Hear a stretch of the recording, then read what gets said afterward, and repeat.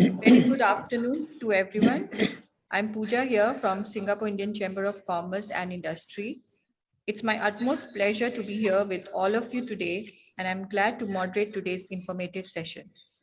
I would now like to invite Mr. Kishore Daryanani, Vice Chairman SICKI.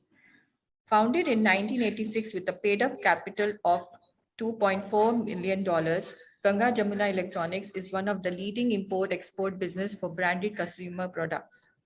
Within a span of 22 years and under the leadership of Mr. Kishore, the company has secured a strong foothold in new and emerging markets. Born in a family of businessmen, Mr. Kishore has an eye for entrepreneurship and decades of hands-on experience. He has held key appointments in several companies, which tells of his vast experience. Mr. Kishore is also the Honorary Counsel of the Democratic Republic of Congo. Let me invite Mr. Kishore to start this session. Mr. Kishore, please. Thank you, Pooja. Dear members, guests and panelists, a very good afternoon to everyone present. On behalf of the Singapore Indian Chamber of Commerce and Industry, I welcome you to another informative session on the Indian market expansion. Choosing the right business partner is one of the most important factors to succeed in any new market. The right partner can significantly boost the company's performance and create value for the company. On the other hand, a poor choice could cost you capital, time, and growth prospects. In this session, speakers from our knowledge partner, KNAV India, who will provide practical strategies and insights to identify the suitable business partners in India. After the session, you'll learn about possible modes of business partnerships, do's and don'ts to identify and onboard suitable business partners, key consideration from tax and regulatory perspectives covering impact of recent reforms, cash repatriation strategies. Looking forward to a fruitful session. Without further ado, let me introduce the speakers from KNAV. We have Mr. Kosema Anachwala, partner KNAV, expertise, audit and assurance. With over 32 years of experience building and advising leading companies on international accounting and audit issues, Kosema has been an influential voice of management assurance services to growing mid-sized entrepreneurial and Indian multinational companies. He has been instrumental in rendering a comprehensive range of international business advisory services to leading Indian and international business houses as a trusted business advisor. Then we have Mr. Amitabh Khemka, partner, KNAV, expertise, tax services. Among Amitabh's core areas of expertise are tax cost optimization, tax efficiency, opportunities, transaction structuring and supply chain mapping, risk mitigation, standardization, automatic and implementation of tax processes, advocacy, and litigation. He has assisted businesses implement GST with respect to tax, technology, trainings, and tools. He's assisted clients in evaluating indirect tax, that is VAT and GST, digital tax, implications in the area of digital economy, especially evaluating classification of supply in different countries. And last but not the least, we have Mr. Himanshu Godara, Director, KNAV, Expertise Advisory Services. Himanshu has proven expertise and experience in supporting foreign multinationals in entering and growing businesses in India. Right from the identification of high-value business opportunities, preparing and executing a strategic roadmap, both from organic or inorganic routes to commencement of actual business operation. Now let me introduce Mr. Kosema Anachwala. Thank you. Thank you very much, Mr. Kishore and Pooja. And a very good afternoon to all the participants at this session. Thank you for your time. And I'll be happy to kickstart the session, I would say, and then leave it to our stalwarts, Amitabh and Himanshu, to navigate through the presentation that they have prepared for today. But I think, at the outset, I must let you know that the times today are so very competitive. At the same time, so the environment is competitive and conducive that I don't think any foreign company, whether it's in Singapore or anywhere in the world, cannot have India on its global expansion plan. And borrowing the words from Mr. Kishore when he said that, this is for the purposes of expansion, then I believe that, the session that we're going to discuss about and, bring out, let's say, practical insights into the choice of a right partner and then the way forward when you want to do business in India. I'm sure when I'm addressing the audience, I'm actually talking to people who have already done businesses and are, either in one location in the world or in many other locations, and they're now looking out for India. So obviously, for any company that's entering into India, and especially here, I think there are a few questions or a few initial thought processes that you would have. And I think the most important thing is, if I'm already doing business in my country, can I not use my own business model elsewhere and say and that way in India?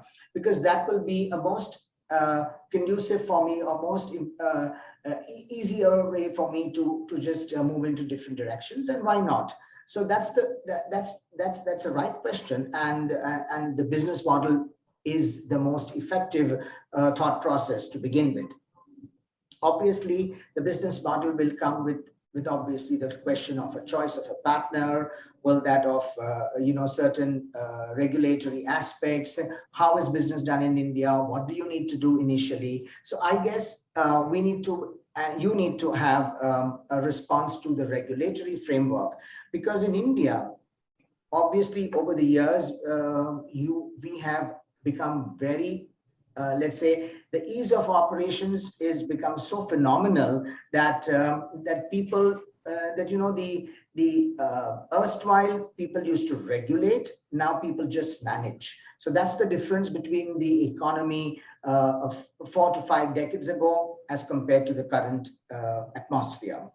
So most important is the regulatory aspect, because you would like to know whether the goods and services that you want to deal with in India, are they regulated? And if they are, then is it, what do we need to do? So the first macro step I would think about for anyone is to understand whether there is any foreign direct investment requirements.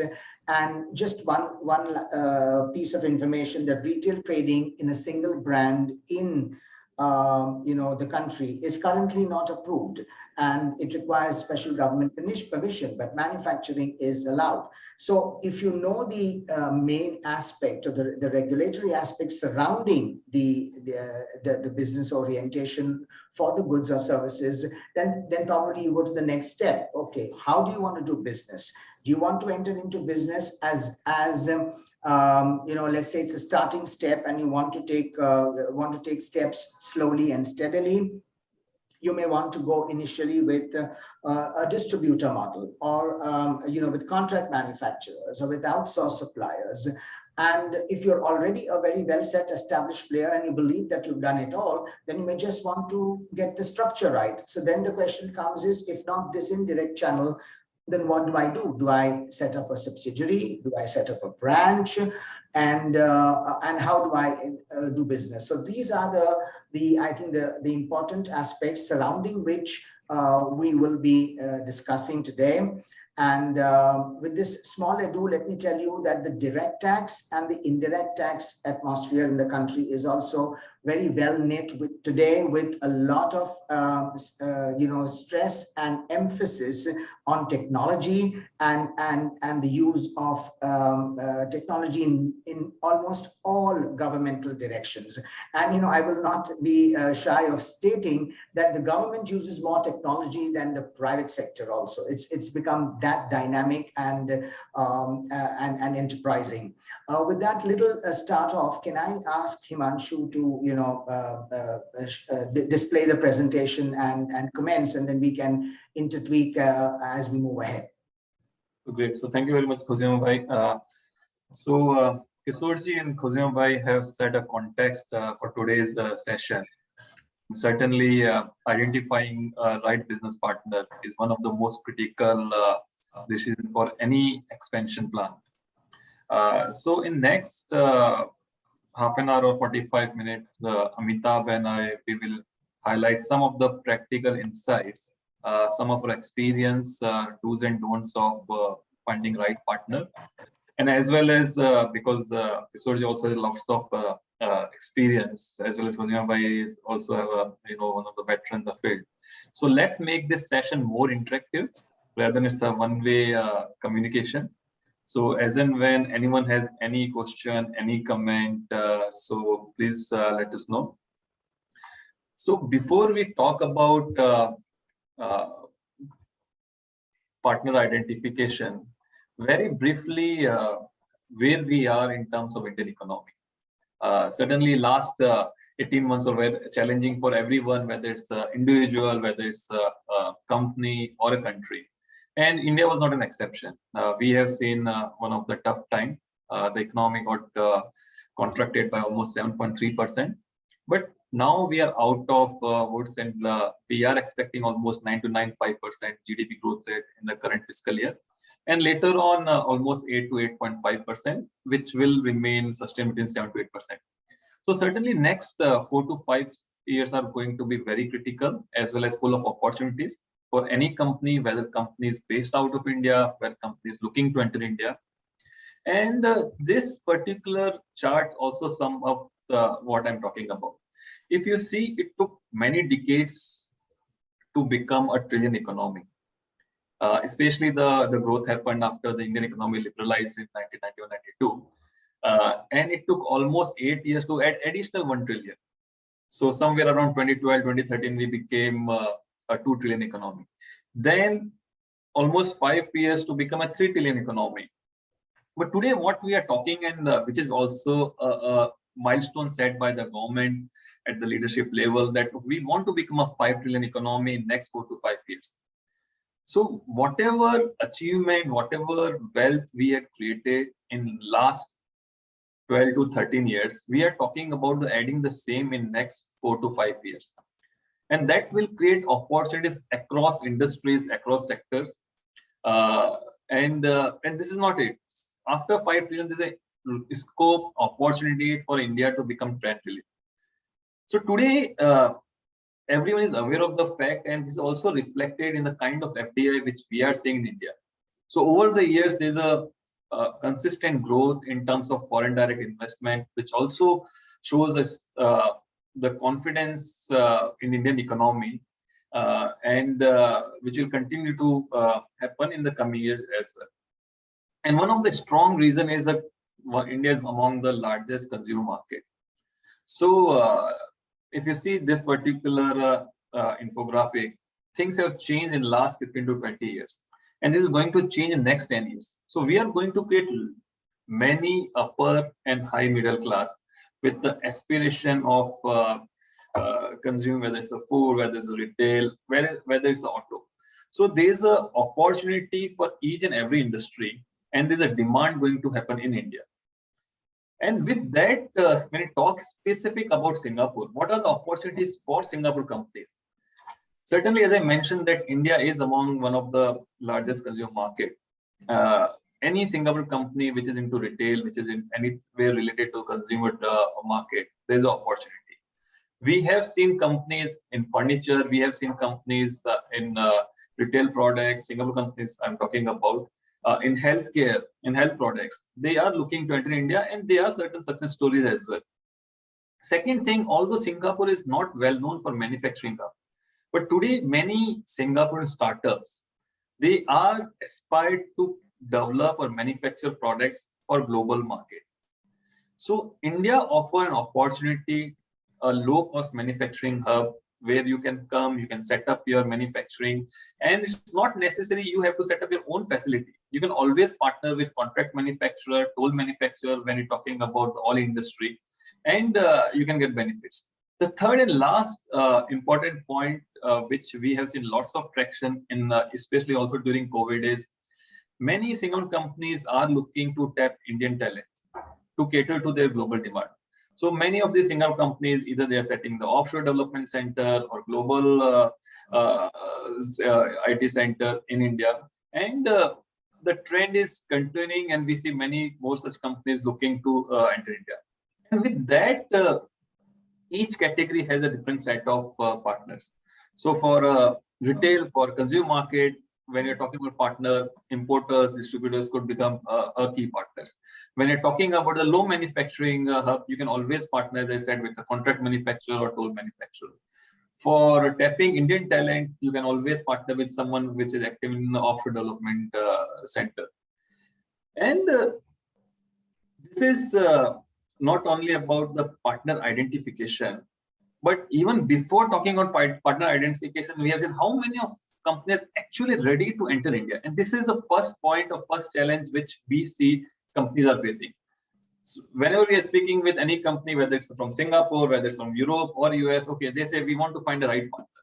But when we dig more in detail, and we ask certain question about the Indian market, about what type of product they are looking to bring to India, what is their consumer or target market, we found that many of them, they are not ready. The homework is not done by them. And so it is important before you are talking to enter India through partnership route, make sure you understand India. Make sure what are the growth opportunities, not immediate as well as future. Make sure that, okay, what are the need gaps you are looking to fill, as well as many times people say India is price sensitive. It is not right. You will find whether it's a luxury car, any luxury product, the segment is growing. So you need to pick the right segment for you. You need to develop a right strategy for your product, your service. So it is important. And if you have not done your homework, then it will lead to further challenges going forward, especially identifying the right partner or right kind of partners. So anything, Khuzaim bhai, Amitabh, if you have anything to share. Actually, I was just thinking some years ago. Now, this is an example from the times where the online facilities or the online mechanism was less active, and consumer products were normally sold in the market either through stores or through malls and larger such areas of distribution of these consumer products. Now, at that point in time, the larger cities or the metro cities, say for example in India, would have these malls and these larger places where people would want to go to shop and find branded products. Whereas, what would be the situation of such people who would not be in these metro cities, but who have the capacity and the ability to buy these branded products and these consumer items, and would be staying in remote locations. The only way that they would have to do is to either travel to the metro cities, to go to these places and come to a solution. So if you look at the high-end brand items, they will only be sold at these malls and these shopping complexes and nowhere. At that point in time, there was a Swiss company which wanted to sell high-end products.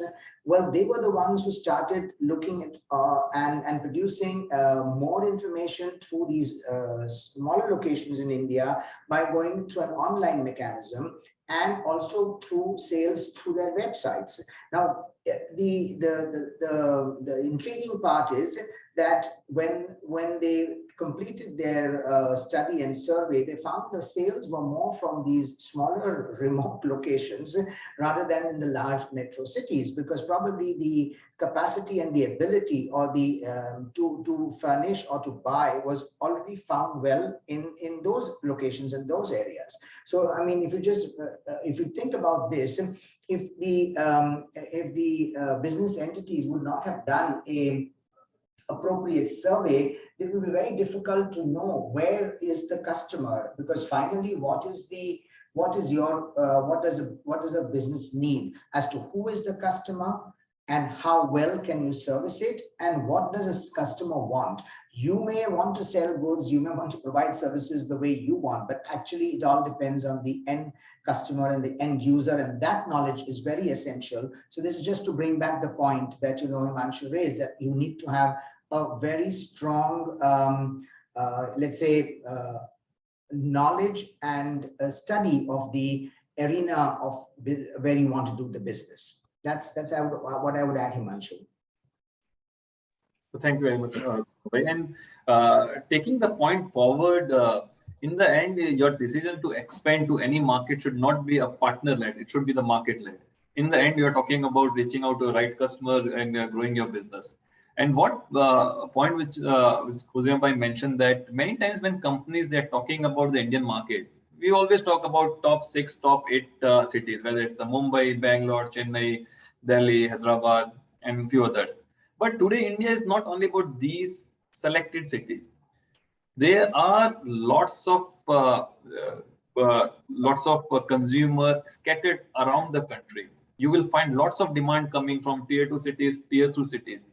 So I was recently speaking one of the e-commerce companies and one of our clients in Musical Instruments, and they are looking to enter India. So just to get a sense about where exactly the demand is happening, to get more insight about the consumption, they told us that the most of the sales which is happening is not in tier 1 cities, but tier 2 and tier 3 cities. There also you will see a more growth in Northeast.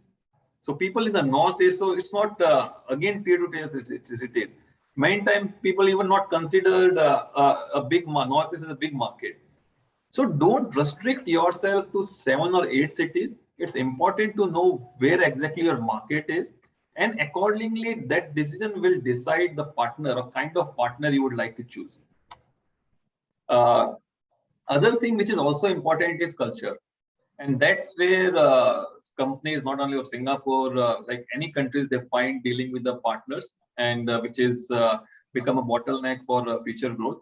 So this is a couple of parameters when we compare Singapore to India. In few cases, we are from the same region, you will find a similarity. But at the same time, there are few areas you will find the different approach in terms of doing business, the different mindset, the different culture.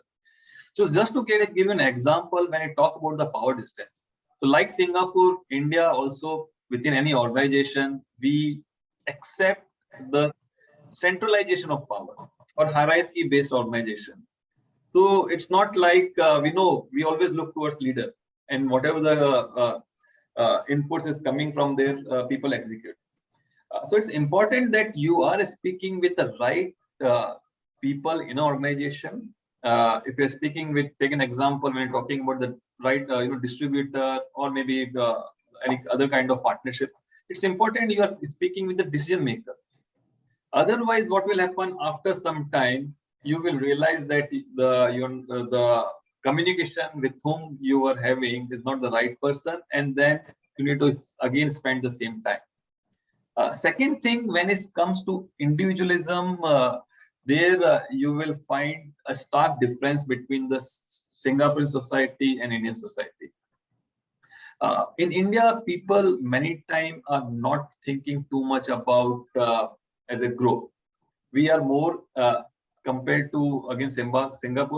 If you compare with Western countries, still we follow a group culture. But again, compared to Singapore, we still somewhere concentrated towards individual needs, individual requirement.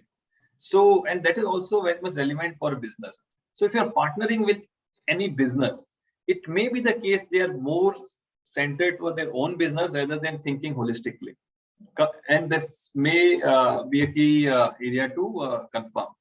Then the third important point is uncertainty avoidance, where in Singapore, because things are very structured, people are always think, okay, if we are at A, then it will lead to B, B will lead to C. But that is not the case in India. Things are changing every day.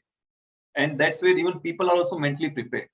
So whatever maybe company or partner will say, okay, this is today, maybe the growth prospect is this, or this is what we want to do. There are chances that things may change after 1 month or 2 months down the line. So that one should also keep in mind that the discussion which you had a month, 2 months, or some time back, there are always chances in terms of certain changes. So these are the few things one should keep in mind. And India being a large country, this is again not specific to particular region. You will find lots of differences when you're dealing someone in North India, someone in West India, someone in South India or East India. But the cultural understanding is must with whom you are dealing with, and it's very important. Next thing which one should also keep in mind in terms of identifying a partner. Today, the world is going towards digitalization. And the pace of digitalization is very fast in India compared to many other countries. Few years back, if you see the digital transaction happening or whether it's a mobile or laptop, and today where we are, there's a big difference. And the growth is also evident in every sector, whether it's e-commerce, whether it's a fintech, whether it's agri-tech, and people are very adaptable. And the pace has been increased, especially during last 18 months. People are more comfortable today. So whoever you are choosing, make sure that individual or company are comfortable adopting technology, or they have a vision to grow their business through technology. Otherwise, sooner or later, you will reach a plateau with that partner, and that will become a challenge. So these are few things in terms of understanding the market. What we also mentioned that directly jumping to identify a partner. It's very important that you understand India, you understand Indian culture, you understand the market dynamics, where as a country, where as a market we are heading. The next thing which we can would like to share more of our experience, the companies whom we supported and where we found that things could be have done better if they were planned in the right manner. So one thing, when many times people expand to any new market, it is always driven by or triggered by a distributor in a country or country B reach out to you, and they will say, okay, we are interested in your product, your service. Would you like to partner with us to grow your business in our country? And that's where the conversations start, and that's, we call it a distributor-led approach or partner-led approach. Rather than a company say, okay, I want to enter in this particular market, and these are the rationale for me to enter into this market. So make sure that you select your partner rather than they are selecting you, because in most of the cases, the partner who is reaching out to you may not be the right partner, and it often happens. I give an example. Many times, someone you are meeting in a trade fair, and you had a nice talk, and then you say, okay, no, why not? The risk is very less. Let's partner with them, and then we'll think about how things shape up. But that may not be the right approach, and it will lead to certain frustration or challenges growing your business in a country like India. So anyone has any point, any questions, we would like to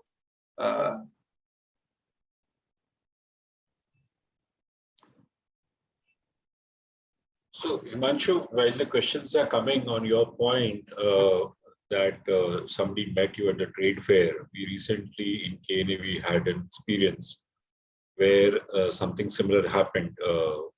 One Australian company met with an Indian partner in a trade fair in Germany, and they had a really good interaction, and they decided to move on to do business together.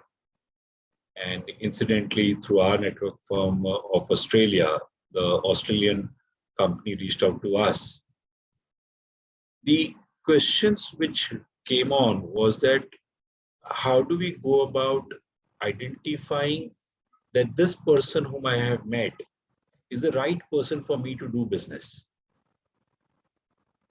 And the way they were talking was possibly going to be a new venture, new company. But the conversation went ahead to say that, fine, I'm not going to be investing into an existing company of that potential Indian partner. But it was decided that the due diligence should be done on the way the compliances are done in their existing business. And also understanding from a diligence perspective about the conduct of the partner, the behavior of the partner, qua the regulatory environment, through the compliances, to the tax positions taken, other related compliances, litigations they are having. So this is where the experience was that, as you're saying, select partners, don't let them select. So here, the Australian company, before getting into it, they were selecting the partner to see that what is this business person doing. And incidentally, in this particular situation, may not be necessarily always, the group was associated with a very well-known political family. Now, that didn't influence the decision, but yes, it came on the table for the purpose of discussion. So this was one experience where, the diligence was done on the partner, though they were not going to do business for that particular entity and all that. Right. And similar to this, what Amitabh, you have mentioned that I also had a recent experience where one of our clients is a European company, and they met someone in a trade fair, and they are into FMCG business, and they decided after certain instruction, and they decided, okay, you become our pan India importer or trader to distribute our goods. After spending 4 or 5 years, they have figured out that the business is not growing. At the same time, some of their competitors from the same region, same country, they are becoming more successful. And that's where they reached out to us and they asked us, so can you let us know, okay, what could be the reason for the stagnation in the growth? In initial discussion, we realized that they identified a distributor in the South India. The market, almost 60% of the market, the product which they were selling in that category was in North India. And by the time the trader sent that product to North India, he has already added so many intermediary in between that it will become the less competitive. So it is important that you understand the market, you understand the partner, the due diligence, and again coming back to the slide that select your partner rather than they select you. And that's where many companies they fail. Certainly one reason is, okay, they think that the risk is less, but there's an opportunity cost involved. Second thing, which is look for the partners who can develop your market. Rather than you are meeting some people, they will say, okay, great, come to India. We know A, B, C. These are some of our customers, some of the clients, and become our partner. And that's where many of companies they get lured and they become entering into this business partnership. But what they don't realize is that this particular strategy will lead to a situation where you are partnering with a person or a company or firm which has a limitation later on, or limitation in terms of growth. You may see certain traction in the first year or second year, but after some time, you will find that, or this is in our experience, we have seen that companies could not able to grow their business after a certain point. And again, on this point, one of our client from Canada, they are into infrastructure business, and they started working with a couple of distributors in South India, or business partners in South India. Things were good for initial years, but later on, the market is growing. So in India, when you say that any market, any sector, any industry, you will find a double-digit growth. But their business were growing with certain, very few percentage. And the limitation was the partners were not ready to invest. They didn't have a mindset to grow business. So it's important that you find someone who are ambitious enough, who have resources, who are ready to invest after some certain time to grow your business. So that is the second point. I hope everyone is able to see my screen. Yes, yes. Yeah, Himanshu. Yeah. And the third thing is, this is where the problem is not like partners in India, but it could be the problem at other end. So companies, when they are talking about entering their business, growing their business in India, they think, okay, the value is very 1 year, 2 year plan, and they treat Indian partner as an entry vehicle. So they think, okay, let's test and try with business partner A, business partner B. And once we started establishing, we understand the market better, maybe we can have our own team, our own setup. And that may not be right strategy every time. You need to treat the local partner as a long-term partner. And we have seen many success stories. When I talk to from Singapore perspective, we are working with one Indian company, and they have a Singapore partner. So this company is into electronics business, and they have this partnership with Singapore company more than 10, 12 years. So when they started this business, the Singapore company has a strength in terms of access to many OEMs. So they are negotiating or getting these contracts at Asia Pacific level. The Indian company, when they started, they had only technical know-how, or I would say, they were ready to invest their resources, time and all when they started their business. Today, the company has grown almost, I believe, 50 million USD or Singapore dollar in that range. And the reason for their success was both were complementing each other. The Indian company started from South India. Today, they have more business in North India, and they have access to almost 1,000+ customers. At the same time, the Singapore partner, they keep adding more and more suppliers at APAC level. So if you treat your partner, Indian partner, and consider them a long-term perspective, that could be always a good strategy. And this is also we have seen with many Japanese companies. We have seen companies, Japanese companies coming to India. They are working with any business partner, maybe starting with a small product category. And later on, now they are working with the same partner, manufacturing those products in India for a global market. So it's important that you treat the local partner from long-term perspective and don't have that short side view. This is also a part where we found that companies, they, as Khulme initially mentioned, that every company has India as in their radar when they're talking about the expansion. And certainly next 10 years are going to be like full of opportunities for everyone. But many companies, the point which they could not able to think about is the committing resources. So it's important that when you're thinking about India, don't just think, okay, I have identified a partner, now it's his or her responsibility, they will take my business ahead. You need to commit your resources, whether it's the money, whether it's the right people, whether your experience in other market.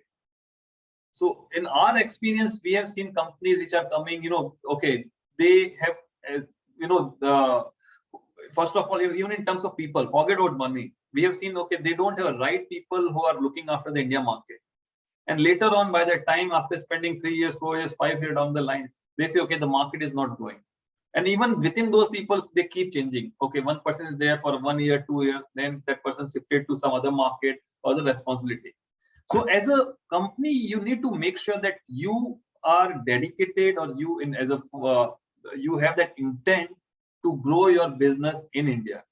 And whether monetary or whether your people perspective, you need to put those resources.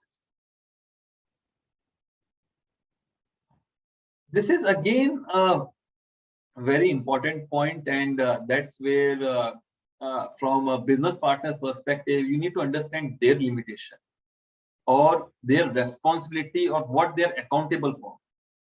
when we're talking about, again, from a distributor perspective, many times they see themselves accountable as a vehicle to take your product to the end customer, or let's say retailer, or any at institutional level. But what they don't think that we are not responsible for, to market your product, or we are not good at to provide or give that value proposition, or explain that value proposition to the end consumer or customer. And that's where your expertise come into picture. And that's where you should have, from the beginning, you should be accountable, responsible for the go-to-market strategy and for the India market. You need to drive it. Certainly, you need to collaborate with your Indian partners, but in the end, the accountability lies with you. Anything, Khuzaim bhai, from your side, Amitabh? No, I would say let's continue. Sorry, for me, let's continue. Khuzaim bhai, if you have something. Khuzaim bhai, you are on mute. No, I would say you continue. We have a lot of questions also coming up. So yes. Then this is like in today, everyone's talking about data is oil, or it's important to gather data. We can get lots of insight, from data itself. So it is important that you set your systems and processes right. And this will become not only as, from long-term perspective, even help you growing your business in India. Recently we have seen, we are working with one company which is into a business where you are dealing with hundreds of customers at B2B level, and they started finding issues in terms of developing their growth strategy, and along with their global partner, we are working with them to structure that. Okay, what is the right way to capture data, and that data will not be helpful for Indian company but their global partner as well to decide for future growth. So it's important from the beginning you set rules, what data you would require, what are the metrics which you will follow, and how it is aligned with your future growth. So these are few points which one needs to keep in mind, but definitely will be helpful to identify right partner.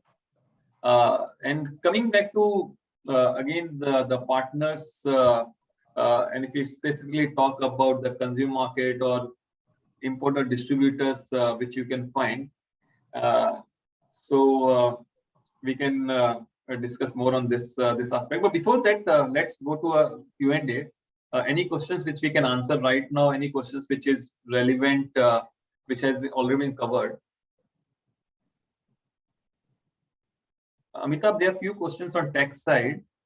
Would you like to take it ahead now, or should we take it later? Sorry, I think these questions, let's finish our presentation, I would say.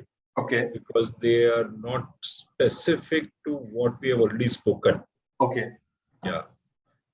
So great. So let's talk about the consumer market. So if you have certain products which you want to sell it to Indian consumer, definitely today people think about these three models. You are talking about the traditional channel. Everyone is talking about e-commerce. If you are not online, it's difficult to succeed in India or any market. Then now it's not only about traditional or e-commerce.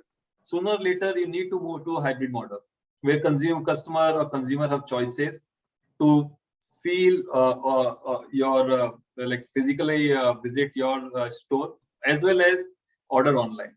So these are the three typical models required to sell your products in India.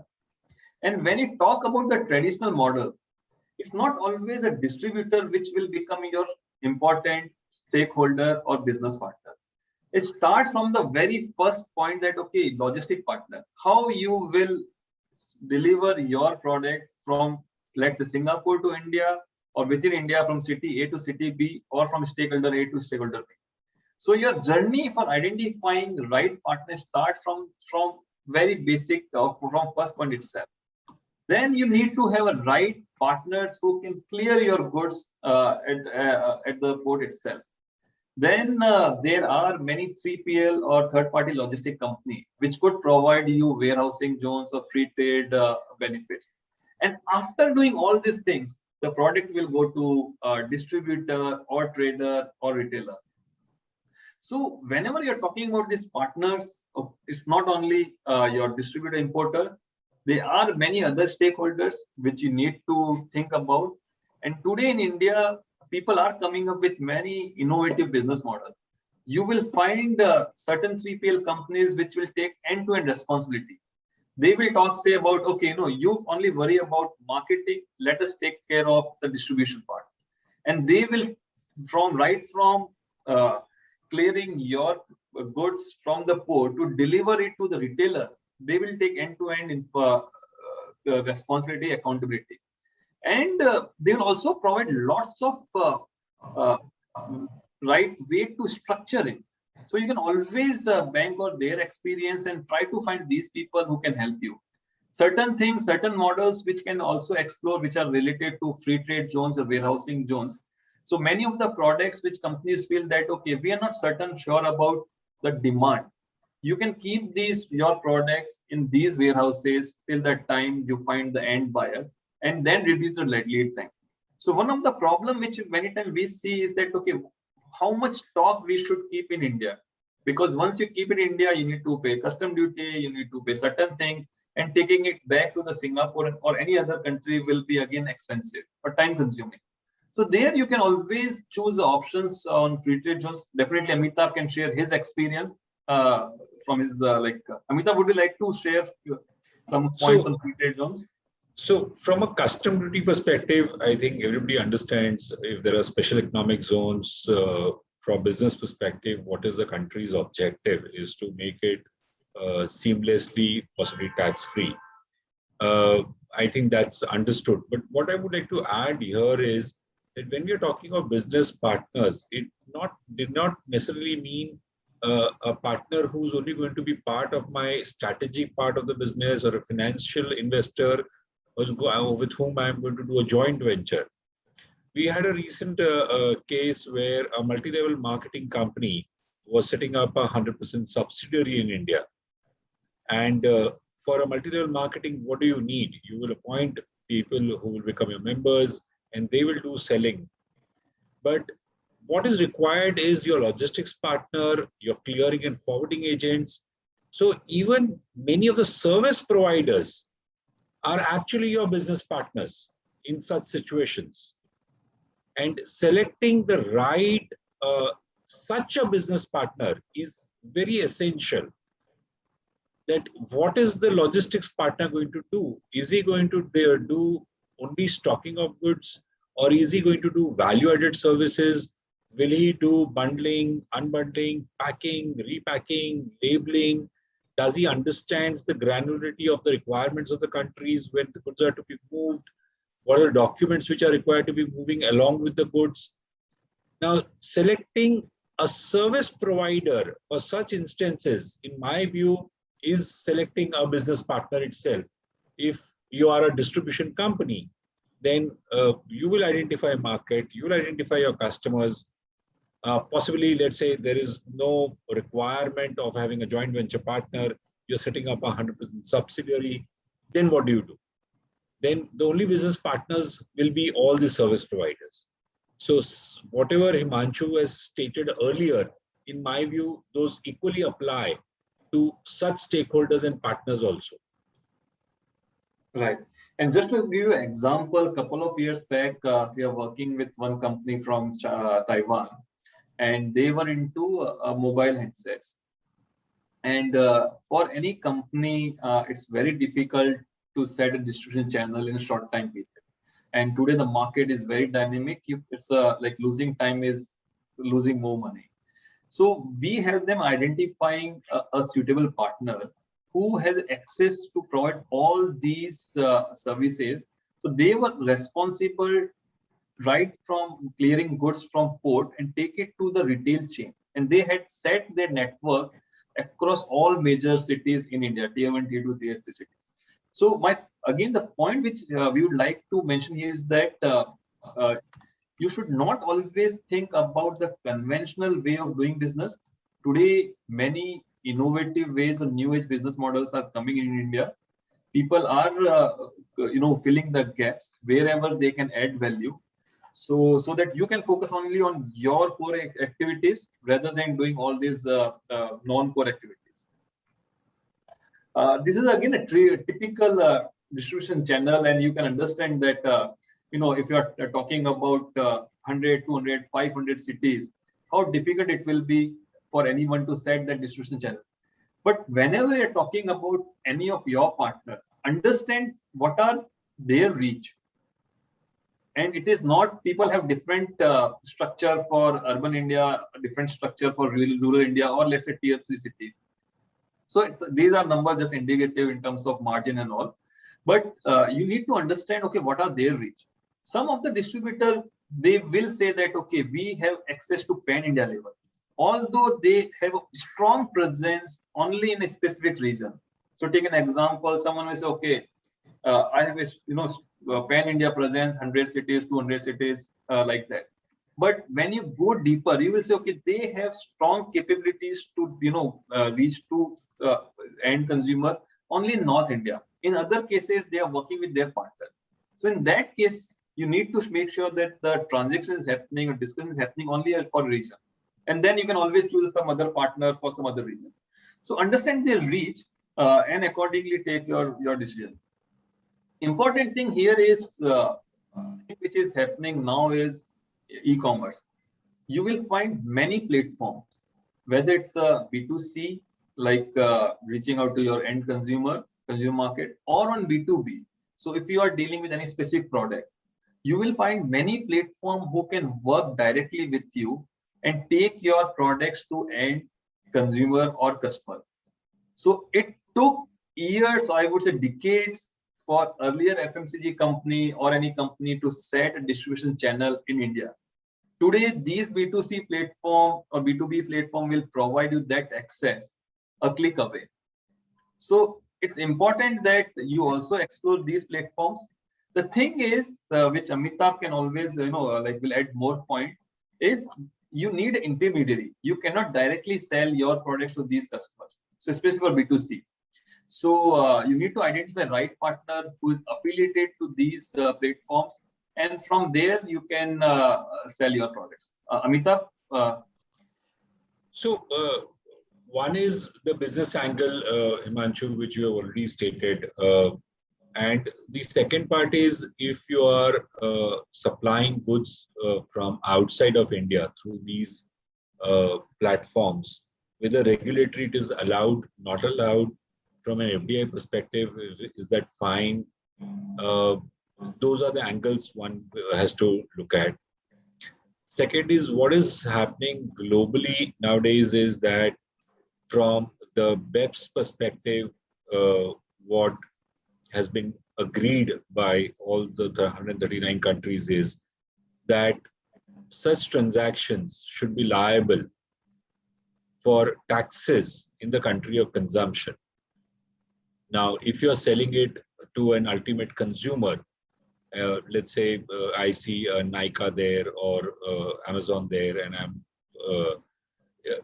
ordering some consumer product, and that shipment is, let's say, happening from outside India through one of the e-commerce platforms.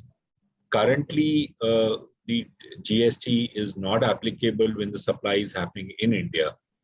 But globally, the countries are changing their laws to say that the e-commerce operator should pay the local taxes. So what is the tax environment which is changing, and it is changing rapidly fast? One has to look at those angles also when you are going to do business through an e-commerce model, because in the environment of digital supplies or supplies through digital platforms, the tax laws are changing quite fast. That's one angle which one has to keep in mind. Yeah. And also, just to sum up, in terms of selling your products in India, today things are becoming, or doing business in India is becoming easy.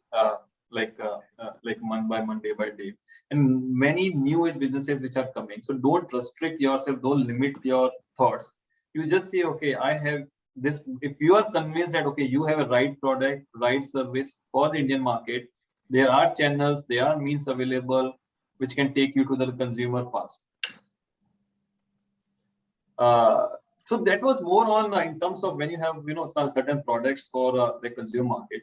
But India is not restricted in terms of, as I earlier mentioned, that only to consumer market. Companies, we have certain discussion with few Singapore companies which are looking for a contract manufacturer or toll manufacturer in India. And that's where also become very critical, especially when it comes to toll manufacturing. So many elements, parameters come into picture. It is not that easy, like identifying a distributor. It is little complicated, right from entering into a contract, right from the kind of the terms and conditions, and the business model. So I don't want to, at this moment, we don't want to go into detail, but one should consider, if you have a product which you want to manufacture for the global market, you can always consider India as a manufacturing hub. The manufacturing capabilities in India is increasing very significantly.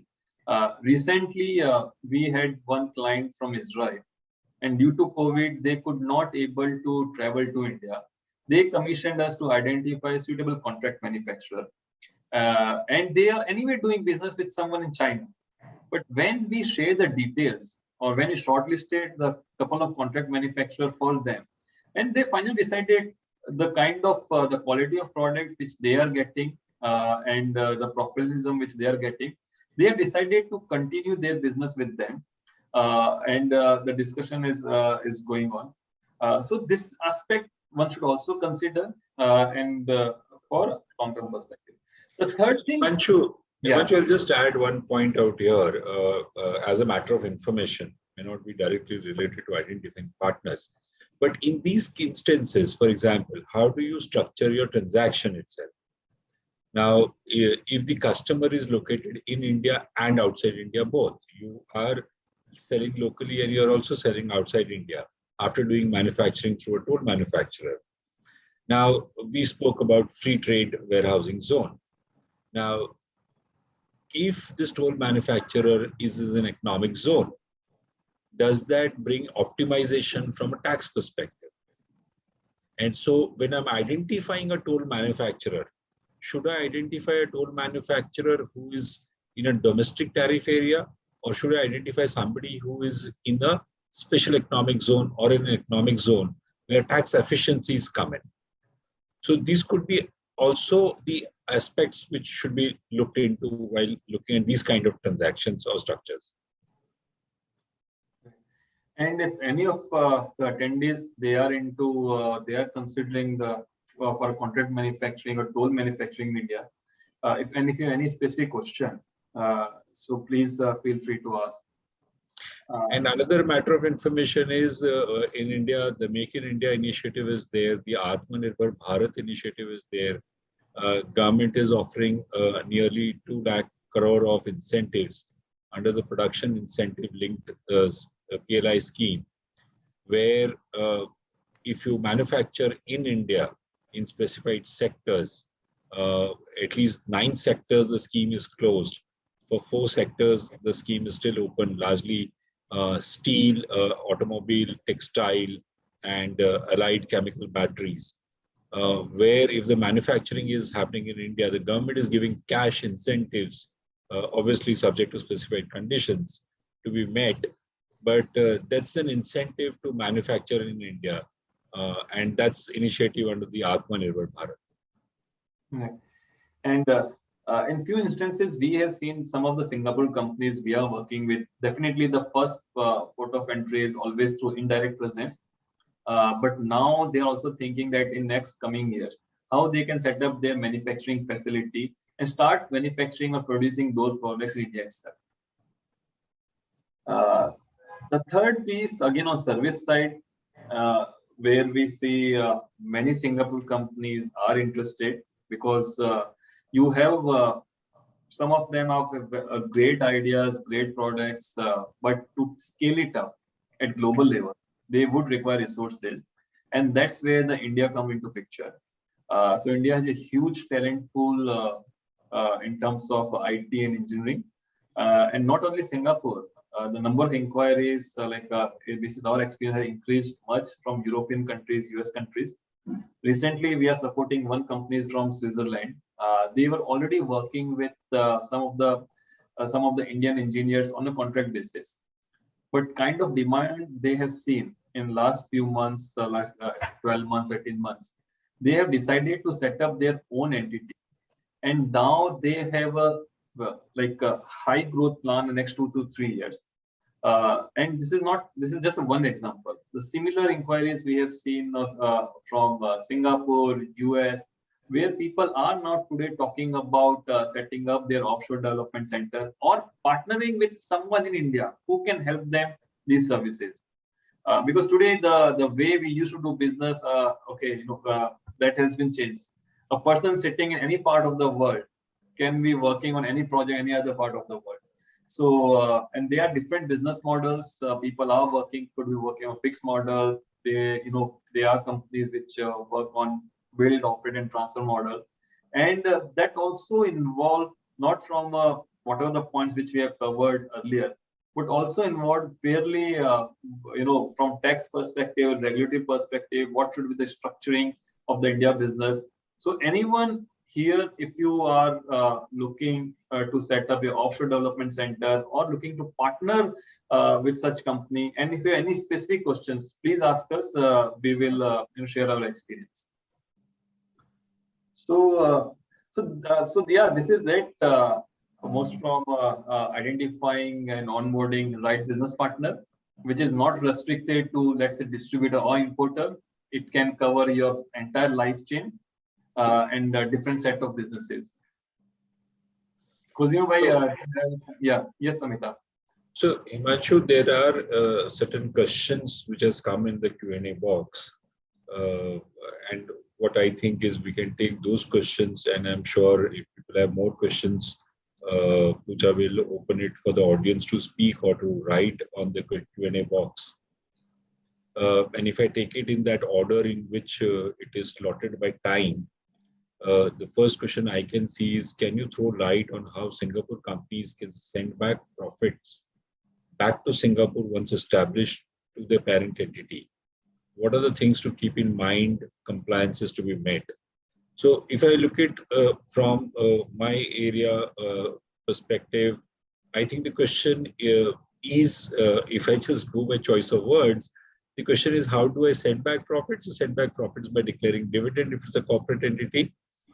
So you declare dividend. But I think the question is that what are the modes or what are the ways in which the payments can be made to the Singapore company or to the parent company? So if there is any intellectual property, trademark, copyright, name, use of the name of the company, use of the group company's name, or if anything is being licensed, then payment can be made in the form of royalties, fees. Obviously, dividend can be done. If some debt is coming in, then interest can be paid. Now, all this will have tax ramifications. What is the withholding tax required to be done for each of these payments? On dividend, on dividend distribution tax is applicable, not applicable? What happens to royalty? What happens to the fees? What about interest? Will it be considered thin capitalization? So the question is, what are the things to be kept in mind? These are the angles which you should keep in mind from a tax perspective. From a compliance perspective, there could be aspects which needs to be looked from a foreign exchange regulation perspective. If you're bringing in debt, is there embargo or as a foreign currency loan or external commercial borrowings? If there is a royalty payment or a commission payment, is there an embargo on a percentage being allowed beyond which I cannot remit? So from a foreign exchange law perspective, things will have to be kept in mind.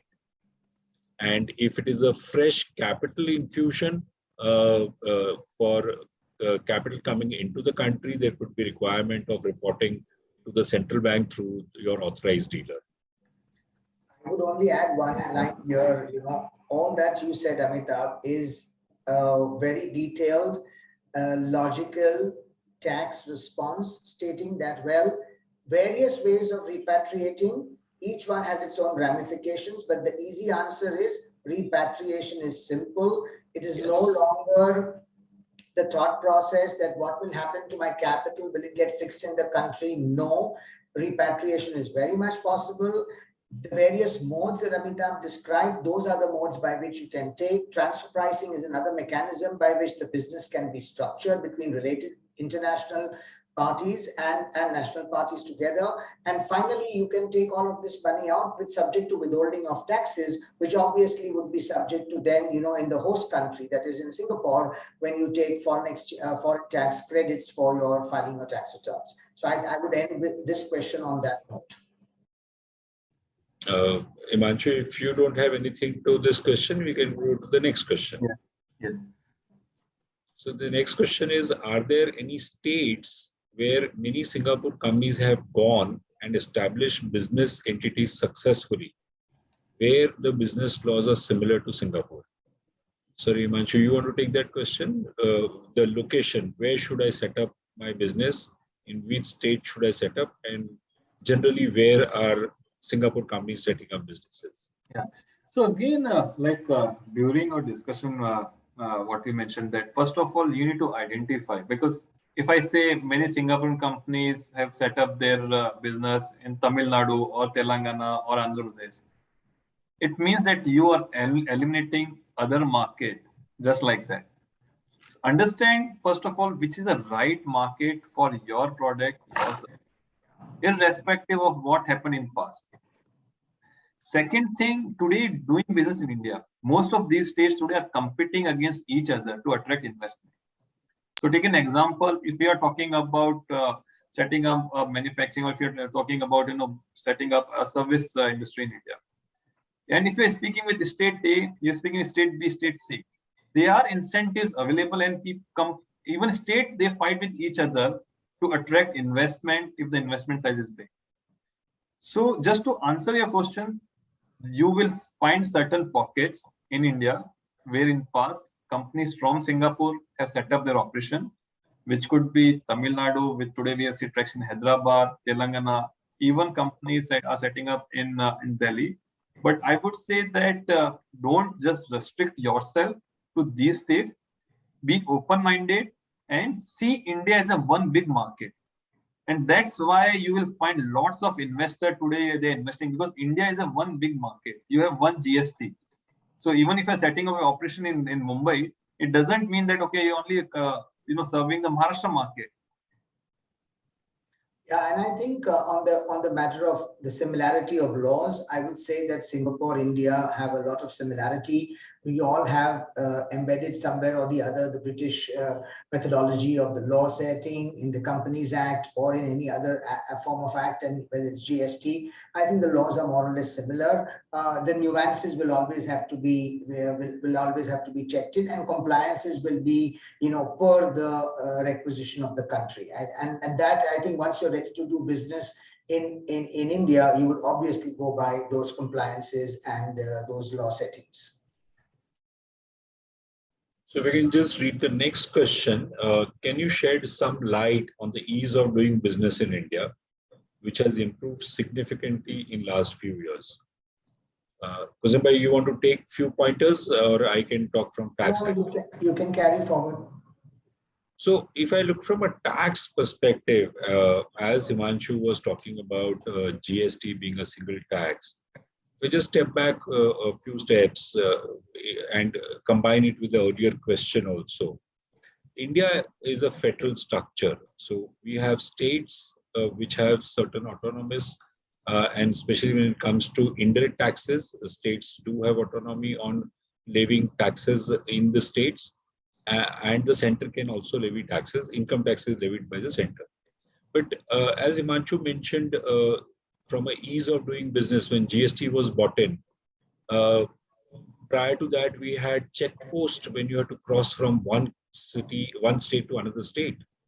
Now, in July 2017, all those checkposts suddenly overnight just vanished. And the study is showing that businesses have started saving 20% time on movement of goods. So that's the one big change which has happened. Second is we have already introduced in GST electronic invoicing. So whether should you be issuing physical invoices, not required. Can I issue electronic invoicing? The answer is yes. Can it go to my GST authority straight away? The answer is yes. So the electronic regime, what Kuzembai mentioned earlier, that possibly government is ahead of businesses. That's exactly what is happening now. The technological changes and some of the ease which is coming. No doubt, very small businesses might have struggled a bit to comply with that, but the technological changes which are coming in the area of GST, in the area of compliances, whether it is FEMA, whether it is Companies Act, income tax was already there electronically. They have moved one step ahead of making the tax assessments also faceless. That's happening in GST also. When it comes to getting your FIRC copies, there is an electronic portal which RBI through authorized distributor has established. When it comes to logistics, infrastructure within the country, those are drastically changing. I don't need to say that India's ease of doing business ranking has kept on moving. 2021 World Bank ranking didn't come. We all know why it didn't come, but I'm sure it would have come. India would have been in top 50. From a tax policy, one change which I am seeing in last 5-6 years is when hitherto when we used to go to the tax policy maker, the experience was that he would hear us and just hear us and that's all. The change we are seeing is somebody is now not only hearing us, he's engaging with us. He's trying to understand our perspective.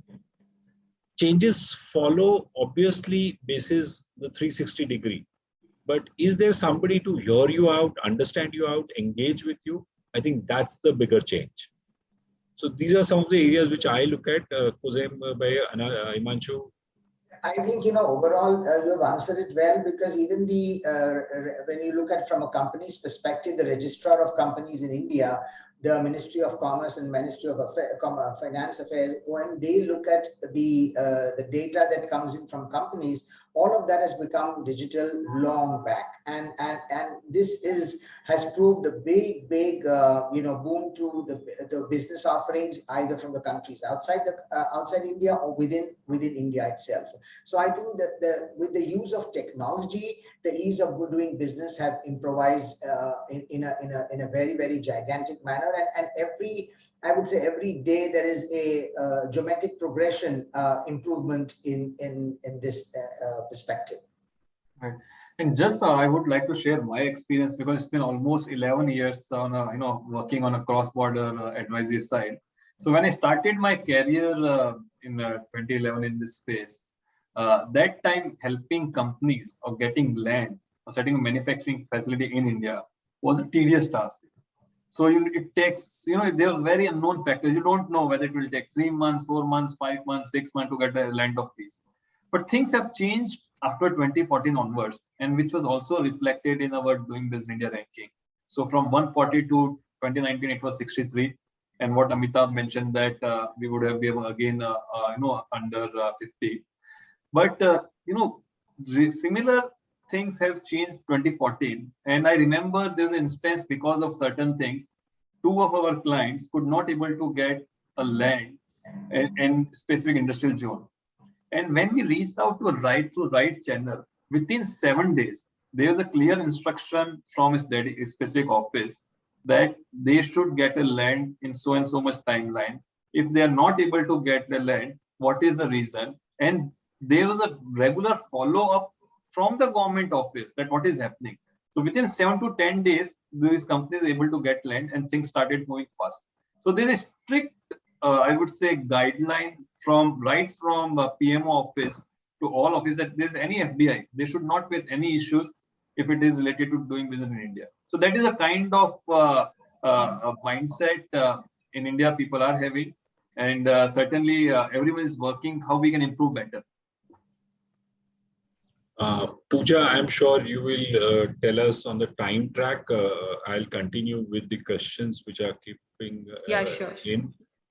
The next question is, can you explain the tax dispute resolution mechanism in India? What safeguard should an exporter take beforehand to avoid such disputes?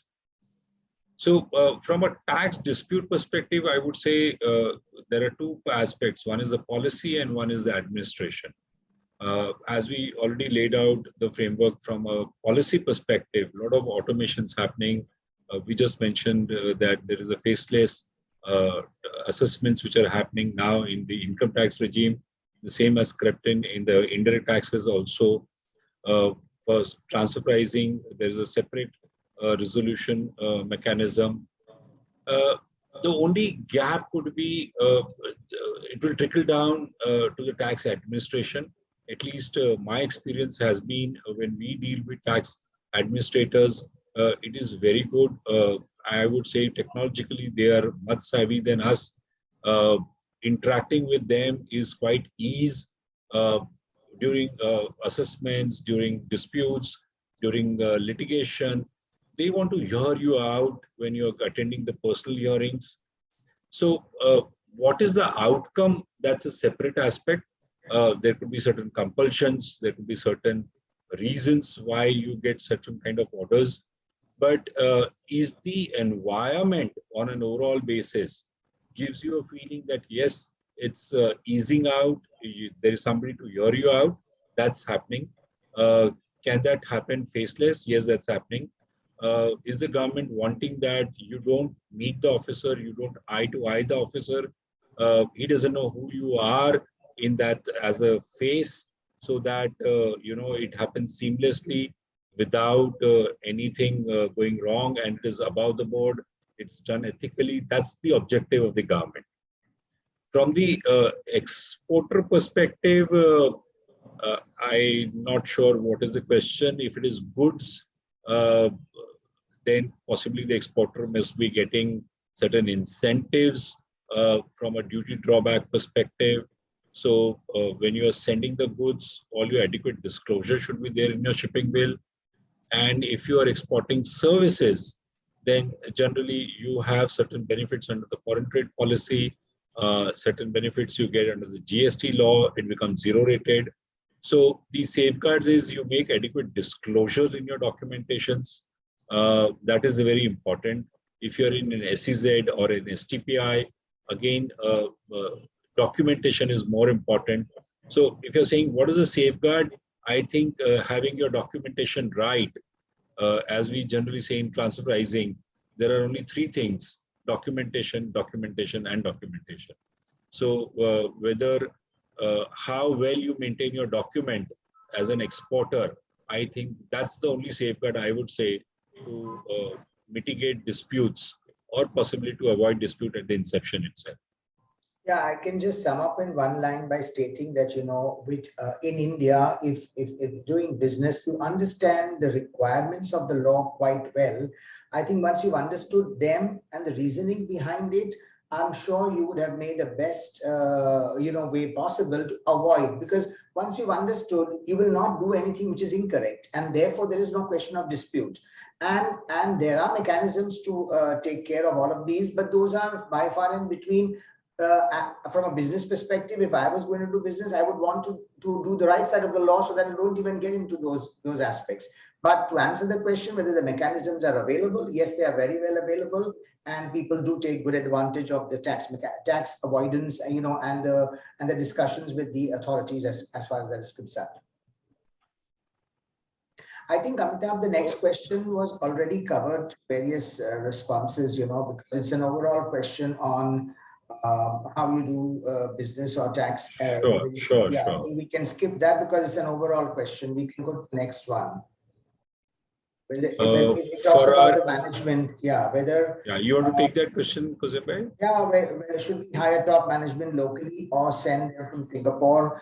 what are the pros and cons? Well, it all is again business to business, and if you believe that you need somebody who is from your organization who can give a fillip to the to your new venture in India, and you want that person to be here, nothing like it, because the laws of immigrating a person or doing or coming and setting up as a work permit here are not very difficult. They're similar to what they are in Singapore, and so it all depends on your on the business perspective and the need. In case you believe that you want to go slow and you're starting off with an independent distributor sort of a situation, then probably you don't need someone to come from there and you need to locally hire.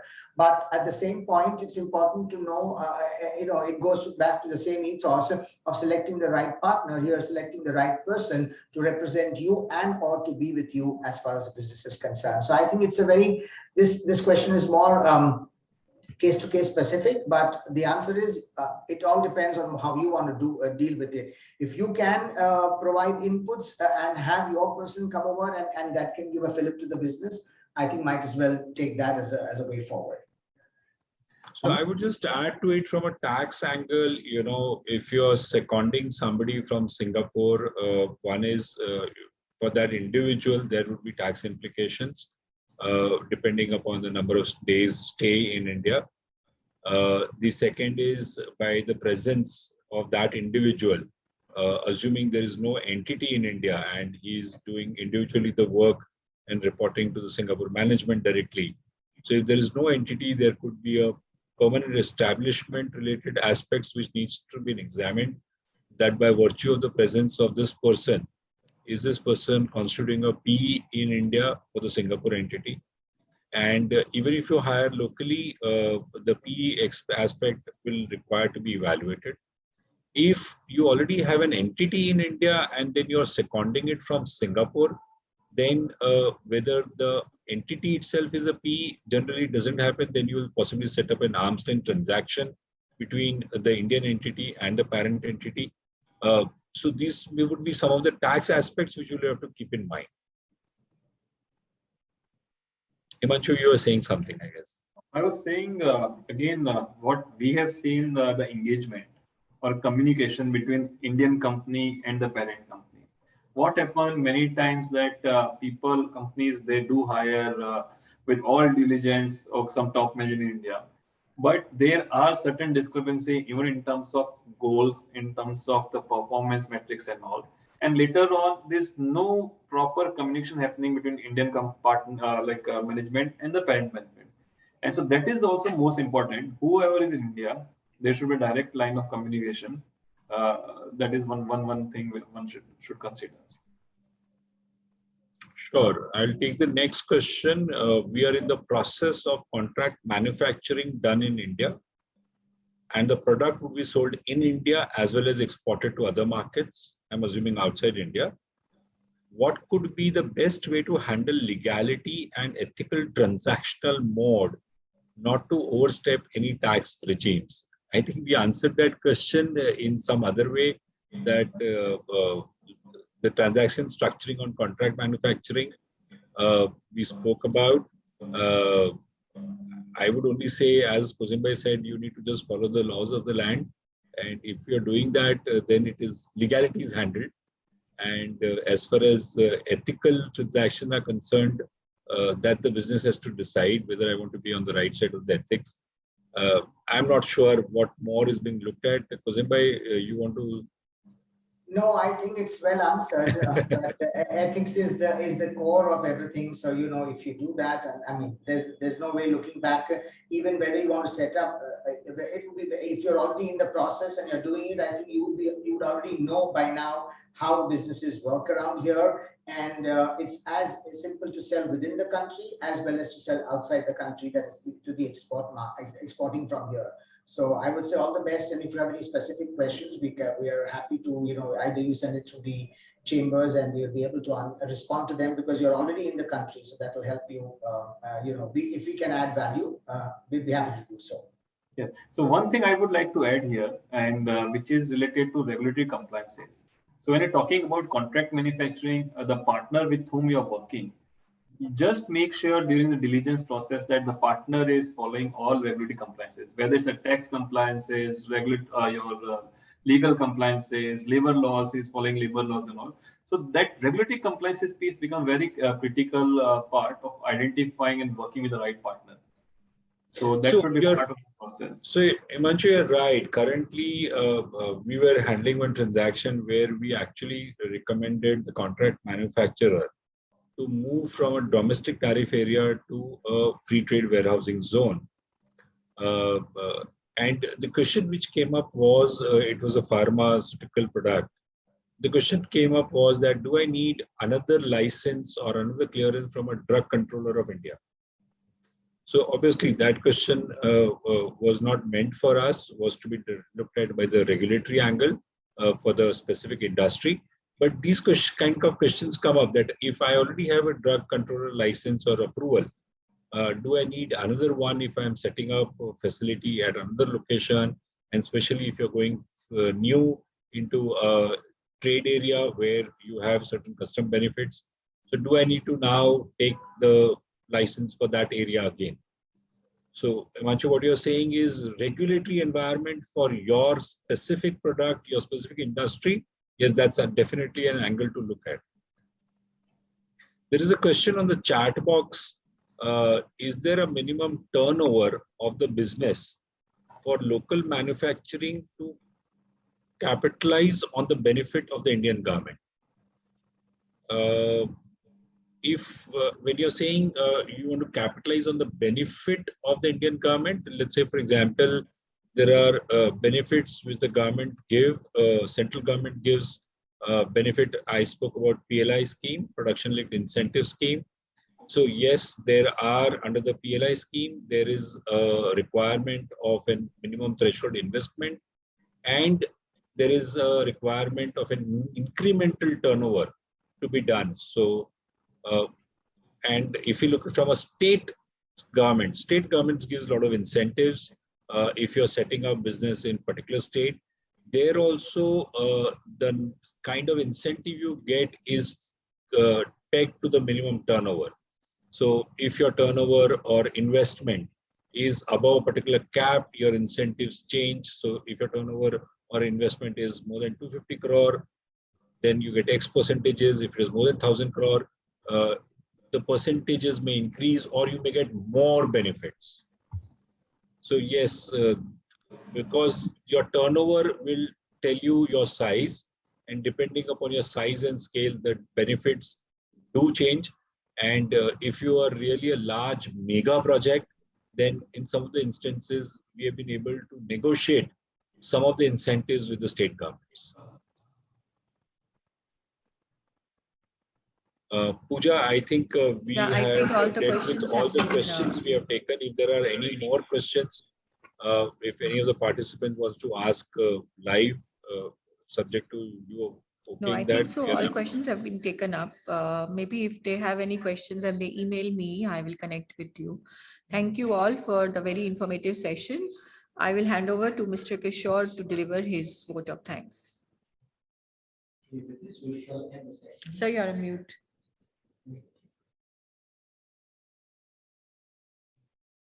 Okay, with this, we shall end the session. Well, many thanks for the valuable insights on the setting up of businesses in India. And I hope all the participants had a very fruitful and informative session, and hope they can take advantages of all that you have informed them about. I thank you, Mr. Kozema Aneshwala, Mr. Amitabh Khepka, Mr. Himanshu Godara. Thank you so much, and hope you have a great day. Our pleasure. Thank you. Thank you. Bye-bye. Thank you. Thank you, everybody. Bye. Thanks a lot. Thank you. Bye.